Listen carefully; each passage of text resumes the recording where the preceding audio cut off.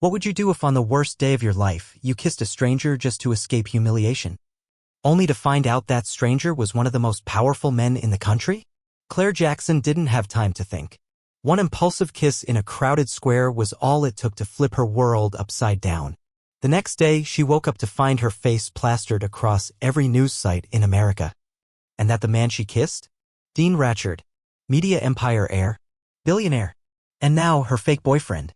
What started as an accident quickly became a public whirlwind, one that neither of them could control. But when pretending starts to feel too real, will Claire walk away or risk everything for something that began with a lie? Before we dive into the story, comment below where you're watching from. Enjoy the story, everyone. Claire Jackson had exactly 3 minutes to make it to her job interview, and she was already 10 minutes late. Her boots slapped the pavement with frantic rhythm, her coat flapped behind her, and her overstuffed tote bag kept sliding off her shoulder as if it, too, had given up on her future. Coffee in one hand, printed resume crushed in the other, she zigzagged through the crowded square like a woman possessed. And then, because of course fate had one last cruel joke, her phone buzzed with a message she should have ignored. "Ethan, good luck today. I still believe in you." Claire didn't even have time to process the sting in her chest. Exes should come with warning labels. Or electric fences. The moment of hesitation was all it took. She collided full force into someone solid and immovable. Coffee exploded between them like fireworks. Her resume fluttered to the ground like white flags of surrender. Claire gasped, instinctively reaching out. "Oh my God, I'm so sorry, I wasn't looking, The man stared at her with unreadable eyes. Dark suit. Impeccable tie. Strong jaw. Sharp cheekbones. And a gaze so intense it made her lose every coherent thought she'd ever had. "It's fine," he said, voice deep and even. "But your coffee's not." Claire looked down. His shirt was soaked. Her own coat was stained. A brown blotch the shape of New Jersey bloomed across her chest. "Great," she muttered. "Perfect. Ruined clothes. Ruined resume. And I'm late for a job I won't get. Sounds like a Monday." She blinked. "It's Thursday." "Then you're having the wrong kind of Thursday." And then, like the final cherry on her disaster sundae, she heard it. Laughter. Familiar, sharp-edged, and unforgiving. Turning her head, she saw Ethan, her ex, standing a few feet away, smirking, next to a girl with glossy hair and a dress that probably cost more than Claire's rent. Claire's stomach sank. Ethan looked good, better than good, and worse, he'd clearly seen everything. He leaned in, whispering something to his date, who laughed, loudly, mockingly. Claire could feel her pulse spike, her embarrassment turning molten. No, not today. Something inside her snapped. Before she could second-guess herself, Claire turned back to the man she'd crashed into, stood on her toes, and kissed him. The world slowed. His lips were warm, firm, a little surprised. But he didn't pull away. In fact, he kissed her back. Not hesitantly, not with confusion, but with smooth, practiced confidence. One hand rose almost reflexively to her waist. Not possessive, not rude, just sure. When she pulled away, face burning, he stared at her for a beat before speaking. "Well, that was unexpected." Claire turned, lifting her chin at Ethan, who looked like someone had hit him with a brick made of jealousy. His date's mouth was a perfect O of shock. "I'm fine," Claire said too loudly. "Thanks for asking." She spun back around and grabbed the stranger's wrist. "Please go along with this. Just for 5 minutes. I'll never ask for anything else in my entire life. I swear on my houseplants." To her utter shock, the man nodded. "I hope your houseplants are very disappointed in you," he said dryly. "Lead the way." They walked together, past Ethan, past his Barbie girlfriend, and straight out of the square. Claire was shaking, exhilarated, mortified, adrenaline-fueled. When they turned a corner and were finally alone, she stopped. "I'm so sorry," she said in a rush. "That was completely out of line. I swear I'm not usually a public kissing lunatic."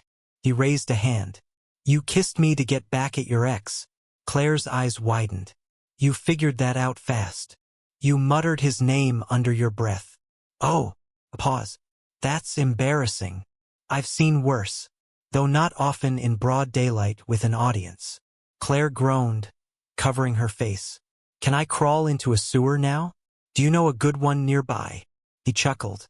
It was a low, amused sound, and for the first time she really looked at him. He was intimidatingly attractive. Not model beautiful. Something more dangerous than that. Like a man who could end careers with a sentence. Which made her stomach sink again. Wait. Oh no. Are you famous? A beat. I'm Dean Ratchird. Silence. Claire blinked. The Dean Ratchird? I'm not aware of another. Claire whimpered. Oh no. No. I kissed Dean Ratchird. In public. Where people have phones. Where people post things. He tilted his head, clearly enjoying her panic. To be fair, you kissed me quite convincingly. I need to join a witness protection program. Maybe fake my own death. Dean's phone buzzed. He pulled it out, glanced at the screen, then turned it toward her. There it was. A tweet. A photo. Her photo. Her lips on his hand on her waist. Caption, Dean Ratchird spotted kissing mystery woman in Union Square. It already had 12,000 likes. Claire nearly collapsed. Claire stared at the screen like it might detonate. 12,000 likes? In 15 minutes? Dean's expression was unreadable. 16 now. You're trending. Oh my god. I'm going to die. I've never even trended on LinkedIn. You might want to mute your notifications. Or delete your entire identity. She let out a strangled sound and leaned against the nearest wall. I was supposed to get a job today. Now I'm an internet scandal. Dean slipped his phone back into his coat. It's not a scandal. Yet? That depends on how long we let it run. Claire's eyebrows shot up. What are you talking about? He adjusted his cufflinks. Yes, he actually wore cufflinks and looked far too calm for a man whose face had just become public kissing property. Right now, the media thinks we're a couple. Which we're very much not. But we could be. Briefly. Claire blinked. Did you just suggest we fake date?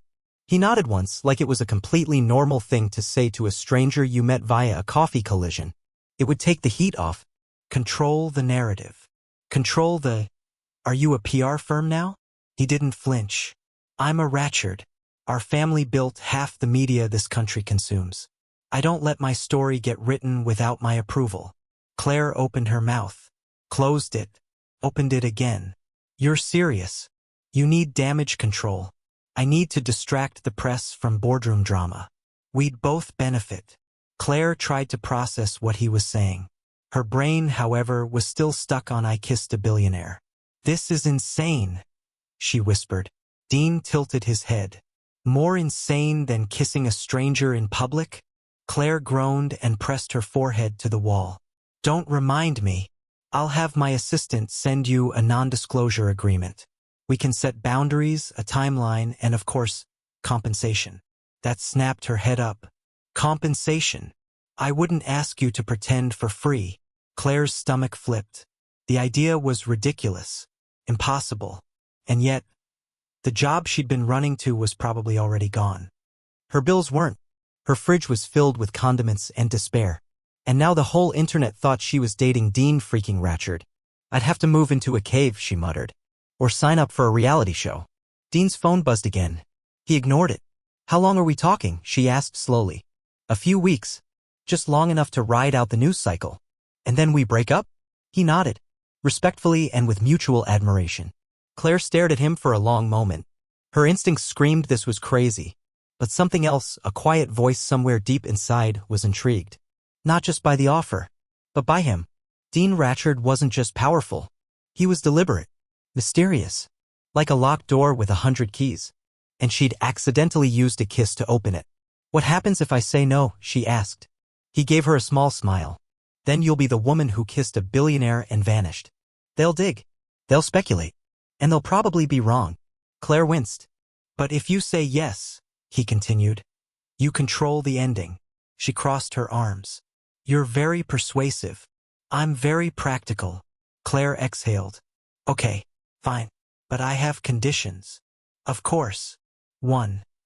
No kissing unless strictly necessary. Dean's lips twitched. Define necessary. 2. I keep my own apartment. That might complicate logistics. 3. No weird rich people rules. I'm not drinking gold or learning polo. Dean extended a hand. Deal. She hesitated, then shook it.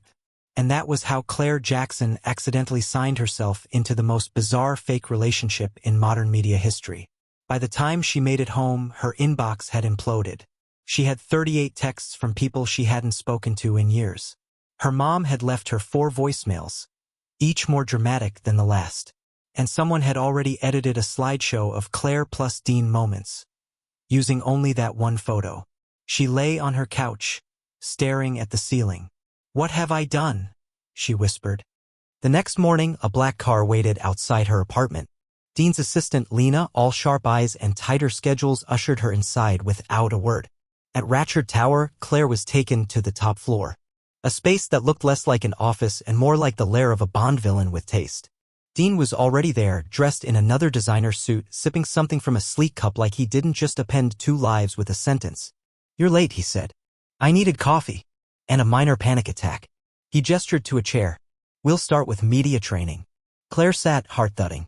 "This is really happening." Dean handed her a folder. "Background story. How we met. First dates. Favorite songs." Claire flipped through it. "You made a fake relationship Bible? Would you prefer to improvise?" "Definitely not." They spent the next hour rehearsing fake memories, laughing at fake inside jokes, practicing how to react when asked about the kiss. Dean was oddly patient, efficient but never unkind. And when Claire made a joke about their first anniversary, he actually smiled. It was strange. This wasn't how she imagined billionaires. He was too calm, too careful, like he always knew more than he let on. When the meeting ended, Lena handed her a new phone. "Your media device. Public-facing. Keep it separate." Claire blinked. "I'm getting a whole fake phone for my fake love life?" "Welcome to the 1%, Lena said. That afternoon, they made their first public appearance. A charity art gala filled with sleek suits and sharper smiles. Dean's hands settled lightly on the small of her back. Just enough to look affectionate. Not enough to feel real. Or at least, that's what Claire told herself. They smiled. They posed. They laughed on cue. And Claire discovered something unsettling.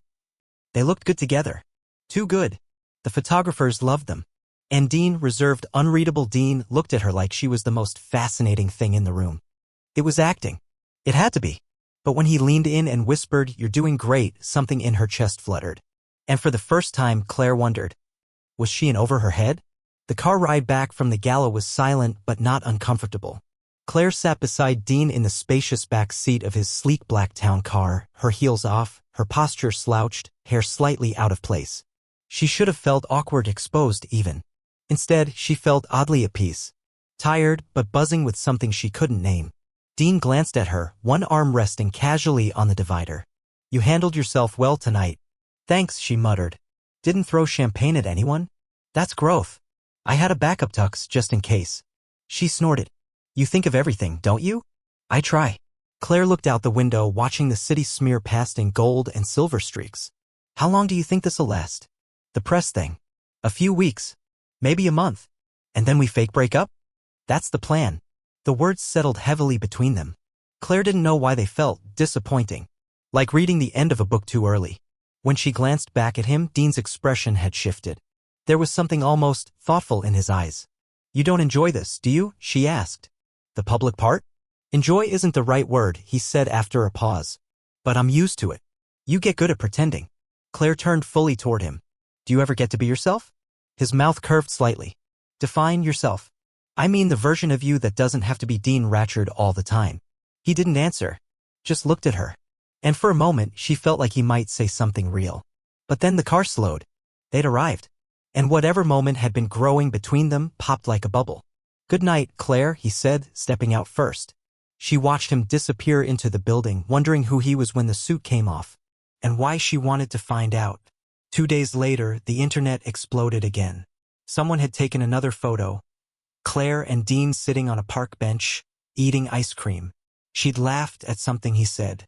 He'd looked at her like she'd just handed him the moon. And now the tabloids had lost their minds. Dean Ratchird smiles? Who is Claire Jackson really? From nowhere to Billionaire's heart. Inside the fairy tale. Is this the real deal? Claire stared at her phone and groaned. "I can't breathe without someone analyzing it." Dean texted her the same morning. "Dean, you're a natural." That smile was too convincing. "Claire, I had brain freeze. It wasn't acting."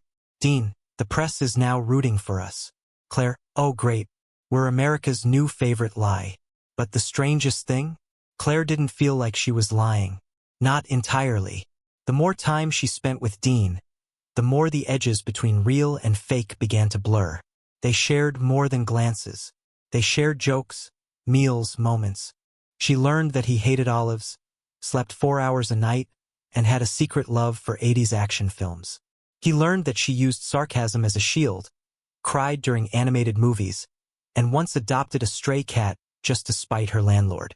And slowly, their rehearsed intimacy began to feel unscripted.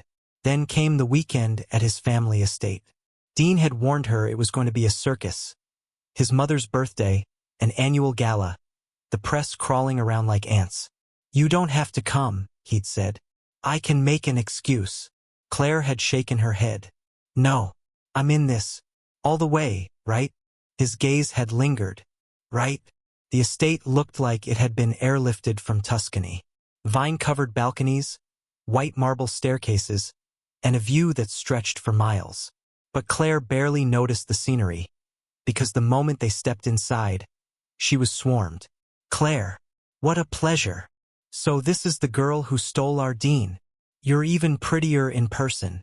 Dean's mother, Cecilia Ratchird, was regal in every sense. Sharp cheekbones, silk everything, and a voice like honey laced with warning.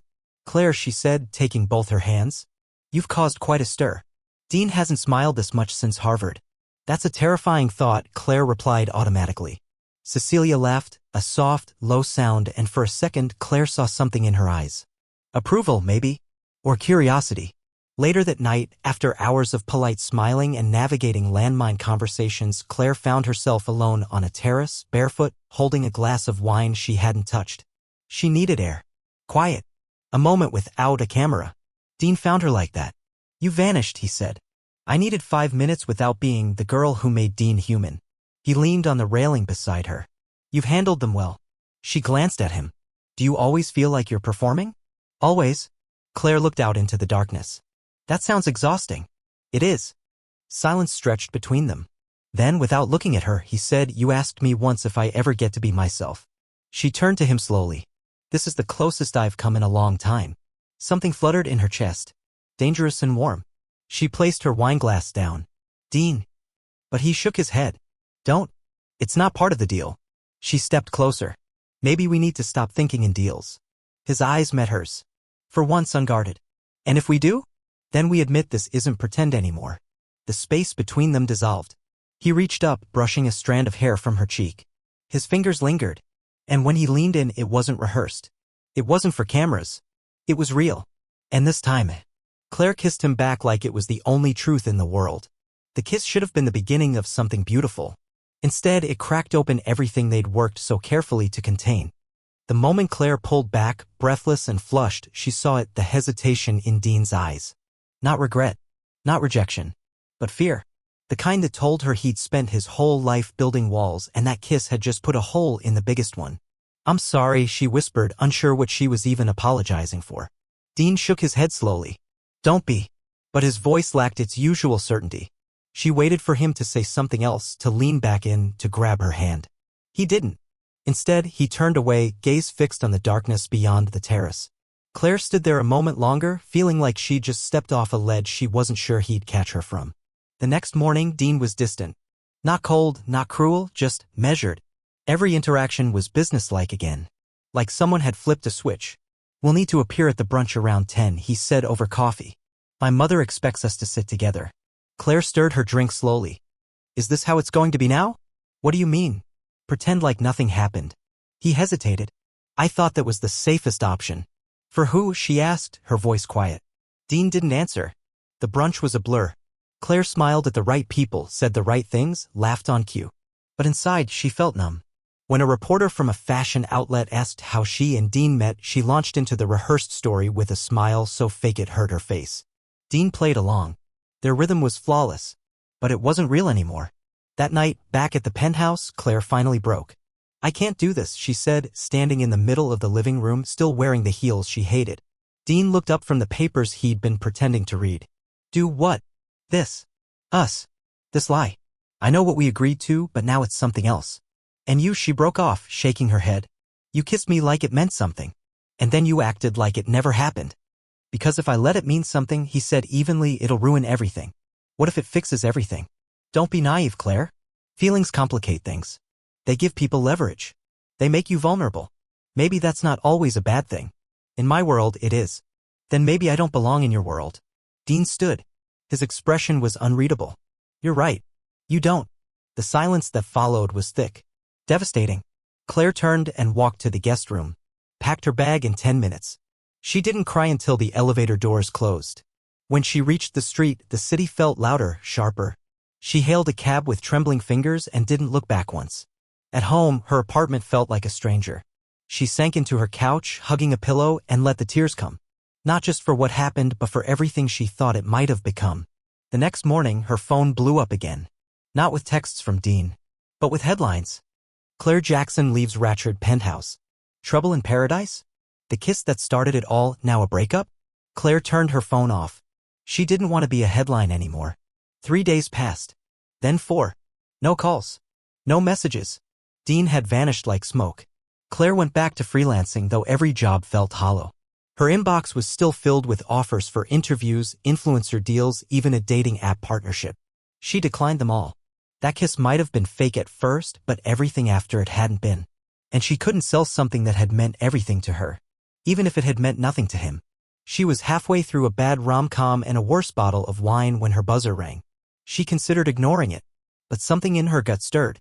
When she opened the door, Dean was standing there. No suit, no entourage, just jeans, a hoodie, and eyes that looked like they hadn't slept in days.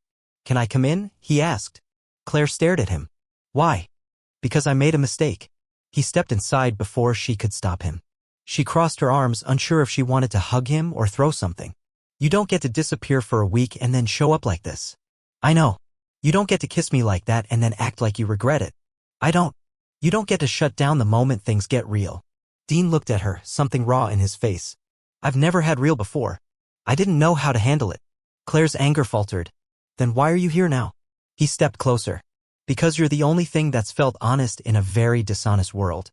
And I want that, even if it scares the hell out of me." She searched his face. "Is this still part of the performance?" "No. This is the first unscripted moment I've had in years." Claire didn't move. Didn't speak. Dean's voice softened. "I don't want to fake anything anymore. Not with you." "Then prove it." Dean reached into his coat pocket. Pulled out a crumpled piece of paper. "What's that?" she asked. "The original NDA." He ripped it in half. "Consider the contract void." Claire blinked. "What happens now?" Dean looked at her like she was the only person left in the world. "Now we figure out what's real. Together." Claire didn't know what to expect after that night.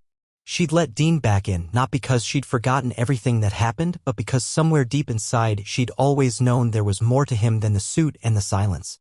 The following weeks felt different. Real. Dean stopped hiding behind business and reputation. He started answering her questions without deflection, started laughing more. They cooked dinners together, burned 3. Argued about movies, he hated musicals, she loved them.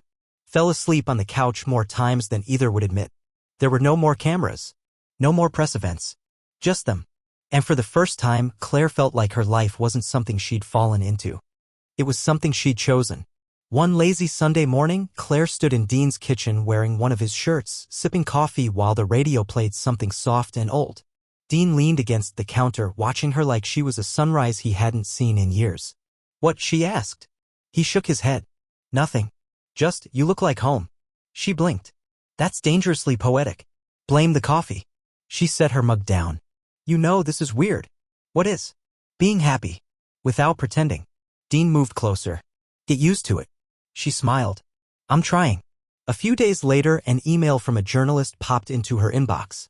The subject line read, "The kiss that changed everything, follow up?"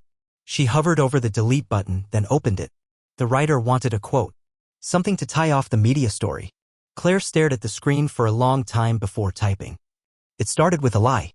But the truth found us anyway." She hit send. Closed the laptop. Breathed. That night, Dean took her to a rooftop she'd never been to before, quiet, candlelit, with a view of the city wrapped in mist. "This is suspicious," she joked. "Is this the part where you tell me you're actually a spy?" "Worse," he said, pulling a small box from his pocket. Claire froze. "Dean, let me finish." He opened it.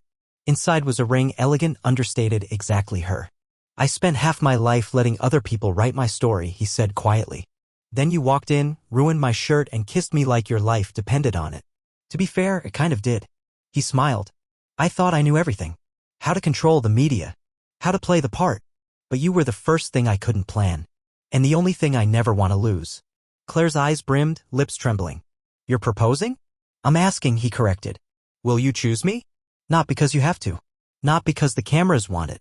Just because it's us? Claire looked at him and saw the man beneath the empire, beneath the legacy, beneath all the noise. And she said the easiest word she'd ever said. Yes. Dean slid the ring on her finger. Claire laughed through her tears. Wow. From fake dating to this? Fake news, he whispered, pulling her close. Real love? Their wedding was small. No press. Just the people who mattered. She walked down the aisle in a simple dress, heart-thudding, eyes locked on his. When the officiant asked if she promised to love him forever, Claire didn't hesitate. I already do. And when they kissed, this time as husband and wife, there were no strangers watching, no headlines waiting. Just two people who'd met by accident and ended up rewriting everything they thought they knew about love. Because sometimes the most unbelievable stories, the ones that start with chaos, scandal, and one stupid, world-shattering kiss, turn out to be the most real of all.